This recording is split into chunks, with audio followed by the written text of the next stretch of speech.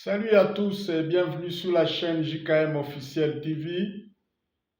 Aujourd'hui, dimanche 17 novembre 2024, comme d'habitude, nous voulons partager la bonne nouvelle de notre Seigneur Jésus-Christ, la parole de Dieu.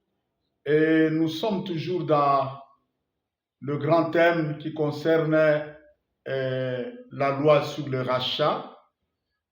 Et aujourd'hui, nous allons voir un autre aspect du rachat, une autre possibilité plutôt par laquelle Dieu a prévu de racheter celui qui tombait dans la servitude et dans l'esclavage. La fois passée, nous avons vu que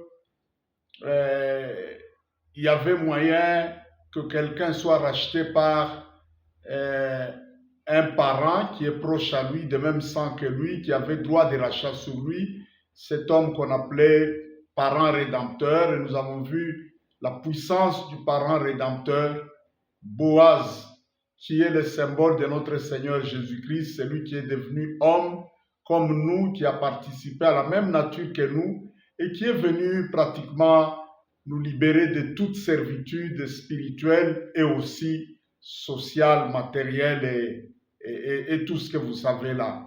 Aujourd'hui, nous allons voir un autre moyen, une autre voie. C'est celle-là qui est la voie ultime, la dernière alors. Il pouvait se faire que quelqu'un soit esclave, qu'il tombe dans la servitude. Il n'a pas les propres moyens pour se racheter lui-même, pour payer son rachat.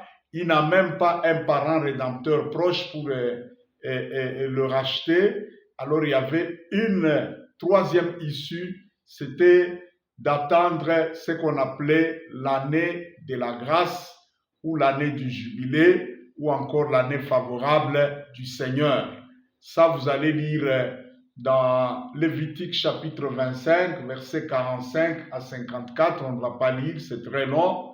Là, Dieu lui-même proclame, il dit, si un homme tombe dans la servitude et qu'il ne trouvait pas de parents rédempteurs et qu'il n'avait pas les moyens pour se racheter lui-même, il va attendre l'année qu'on appelait l'année de la grâce ou l'année du jubilé, qui était pratiquement en comptant depuis la première année où ils sont entrés dans la terre de Canaan. Ils devaient compter un cycle de 7 années. 7 fois, ça faisait 49 années. La 50e année, chaque 50e année depuis l'entrée dans la terre promise était considérée comme l'année de la grâce ou l'année du jubilé. Et cette année-là, on proclamait cette année avec des sons de trompettes, de fêtes et tout ça. Chaque esclave juif qui entendait seulement ce son de la trompette-là, sans demander de permission, sans quoi que ce soit, il pliait ses bagages, il prenait sa femme et ses enfants, il sortait sans aucune forme, sans aucune autre formalité, il sortait de l'esclavage. Non seulement il sortait de l'esclavage, il devait rentrer dans ces terres.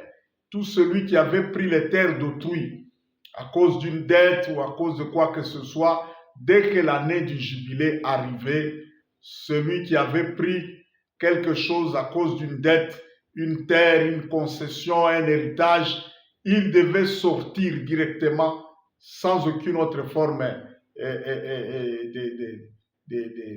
de formalité, excusez-moi cette tautologie-là, il devait sortir et laisser la place au propriétaire naturel, à l'héritier naturel de la chose, qu'il vienne récupérer son héritage.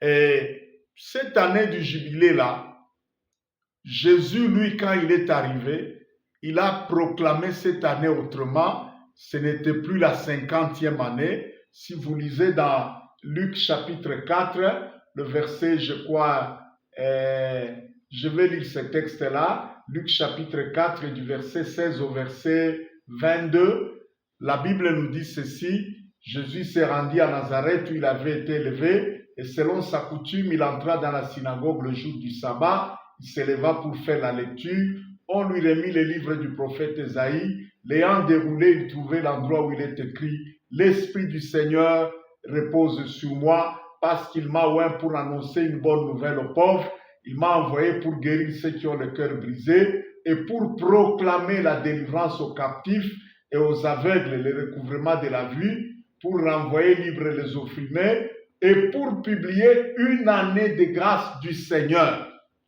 Et ensuite, il ferma le livre et le remit au serviteur. Oui, dans ce texte de Luc, nous voyons le Seigneur proclamer un nouveau décret concernant l'année de la grâce ou l'année du jubilé. C'est que cette année n'était plus chronologique. Ce n'était plus la 50e année en comptant un cycle de 7 années, 7 fois, et la 50e année comme c'était le cas dans l'Ancien Testament.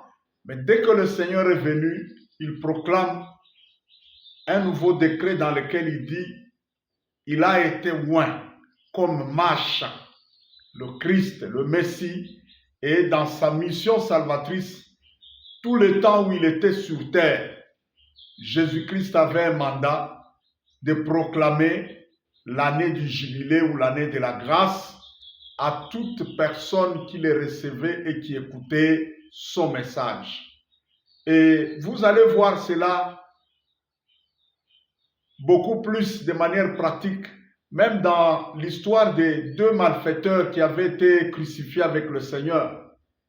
Ces deux personnes-là, c'était des meurtriers, c'était, je ne sais pas, des assassins, des criminels qui méritaient bien la crucifixion là.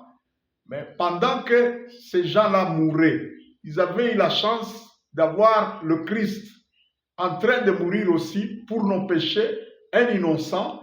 On dit qu'un des malfaiteurs insultait le Christ et le défiait pour se libérer et descendre de la croix. Mais l'autre, je ne sais pas qu'est-ce qui s'est passé. Dieu a fait quelque chose dans son cœur. Il a reconnu qu'il méritait d'être crucifié. Et il a fait une prière à Jésus. Il a dit, Seigneur, souviens-toi de moi lorsque tu viendras dans ton royaume. Immédiatement, Jésus lui a dit quelque chose. Il dit, sache qu'aujourd'hui même, tu seras avec moi dans le paradis de mon Père. Ce monsieur-là a eu le privilège de mourir, pas pour être condamné à aller dans l'enfer, mais il est mort avec une promesse, c'est celle d'entrer dans le paradis de Dieu, dans l'héritage des saints, avec ceux qui sont sanctifiés, les personnes justes. Donc, cette personne-là a recouvré l'héritage éternel. Il a recouvré la place réservée aux enfants d'Abraham, ceux qui croient et qui marchent avec Dieu. Malgré tout ce qu'il avait fait auparavant là, Jésus a décrété le pardon de ses péchés et il a décrété l'entrée dans l'héritage béni, l'héritage éternel pour ces malfaiteurs-là. Donc, tout le temps que le Seigneur Jésus était sur la terre, il pouvait proclamer et il proclamait l'année de la grâce pour tout celui qui acceptait qu'il était le Fils de Dieu. Il en était ainsi. Mais gloire à Dieu, après que le Seigneur soit mort, qu'il ait versé son sang à la croix, il y a eu encore une évolution dans cette année de la grâce-là. L'évolution qui s'est faite, c'est que maintenant, depuis que le sang de Jésus a coulé, pour toute personne qui croit, pour toute personne qui accepte l'œuvre salvatrice que le Christ a accomplie à la croix, le trône de Dieu lui-même, le trône de la grâce, là où l'homme ne pouvait pas s'approcher parce que c'était le trône de la justice, nos péchés nous condamnaient et nos péchés avaient fait que nous étions non seulement privés de la présence de Dieu, mais nous étions aussi privés de la gloire de Dieu. La Bible dit, tous ont péché, ils sont privés de la gloire de Dieu. Et je vous informe que l'héritage fondamental est le plus grand pour l'homme.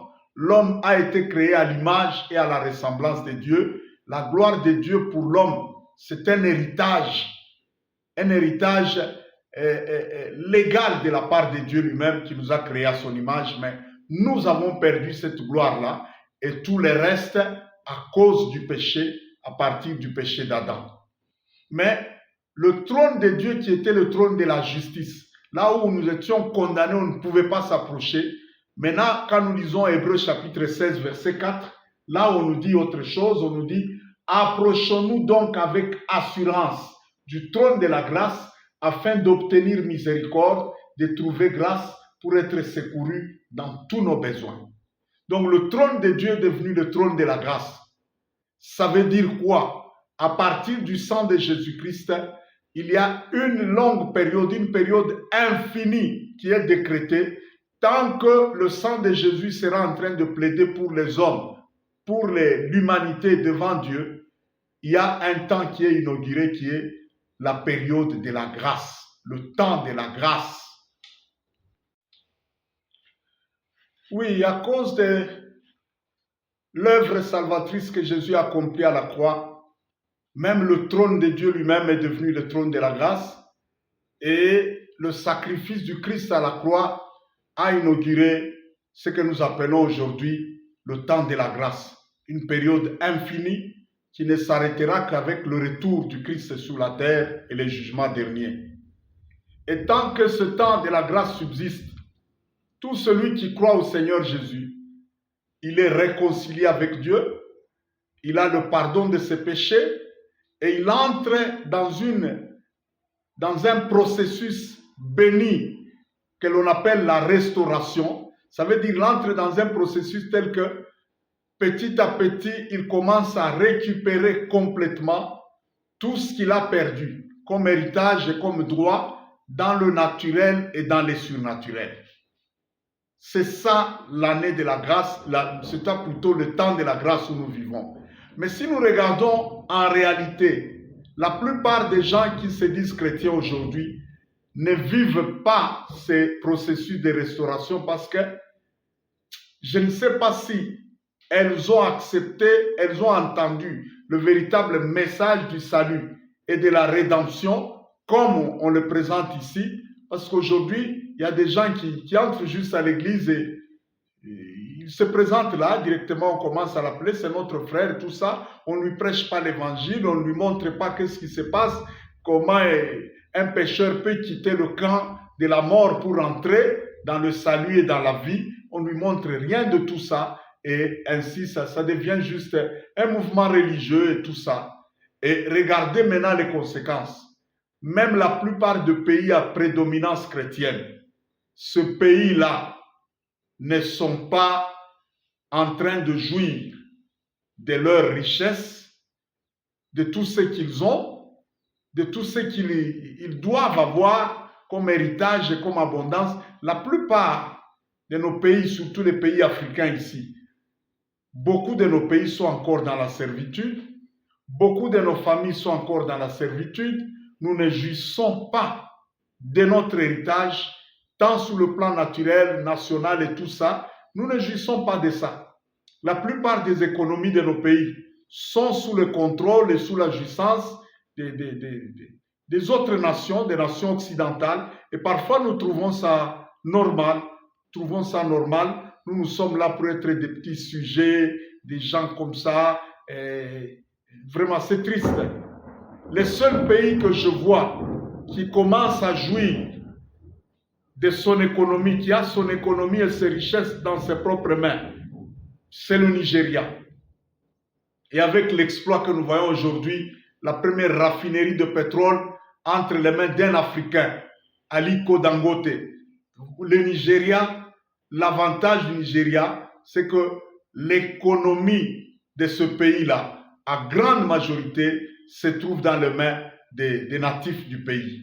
Mais pour le reste de nos pays ici, il y a un sérieux problème. Et quittons le niveau national, rentrons au niveau de nos familles, au niveau individuel. Combien de familles sont vraiment en train de vivre, de jouir de la liberté et ne sont pas dans la servitude? Quand dans toute une famille, il n'y a personne qui a une entreprise, même un petit moyen entreprise et tout ça, tous sont des salariés, tous sont des petits ouvriers quelque part. Je vous dis que ça, ce sont des signes de la servitude. Ce sont des signes de la servitude. Afrique, il est grand temps que nous puissions comprendre l'impact du message de la rédemption, l'impact de l'évangile. Et lorsque Jésus parle de l'année de la grâce, du temps de la grâce, nous devons comprendre qu'est-ce que cela signifie. Je veux vous donner l'occasion de croire au Seigneur Jésus, d'accepter ce message et je vais prier pour vous, pour que désormais, vous puissiez entrer dans le processus de la restauration et que vous puissiez commencer à récupérer vos droits tant sur le plan naturel que sur le plan surnaturel. Veuillez répéter avec moi cette parole pour recevoir le salut et entrer dans le processus de la restauration. Dites, Seigneur Jésus, je crois que tu es le Fils de Dieu, tu es mort à la croix pour mes péchés, pour mes malédictions, et je crois et j'accepte qu'en t'acceptant comme Seigneur et Sauveur, j'entre dans mon héritage, je reçois le pardon de mes péchés, je suis réconcilié avec Dieu et désormais la restauration est déclenchée dans ma vie. Je récupère et je commence à récupérer tous mes droits perdus à cause du péché